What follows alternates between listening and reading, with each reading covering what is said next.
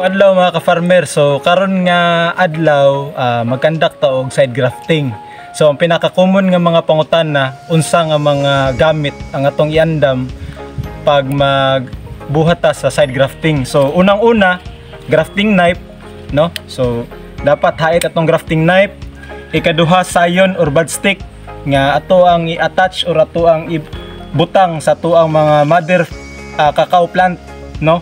Sunod, kaning plastic sleeve, kanang pambalot na to nga common nga ginagamit labi na sa mga farmer nga pambalot sa mga kakao. So pwede kay na siya nato gamiton. Og sunod, kaning PC or tie box.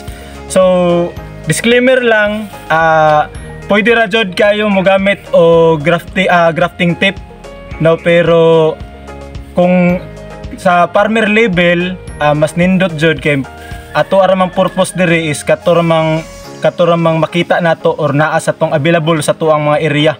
So ang plastic sleeve dali ra kayo makita, ang tie box dali ra kayo makita, kutsilyo pwede ra pud kutsilyo nga hait or katong cutter nga ginagamit sa tong mga estudyante, mga bud stick or sayon nga tuang i-insert sa tuang mga punuan sa kakao. So kato lang, daghang salamat.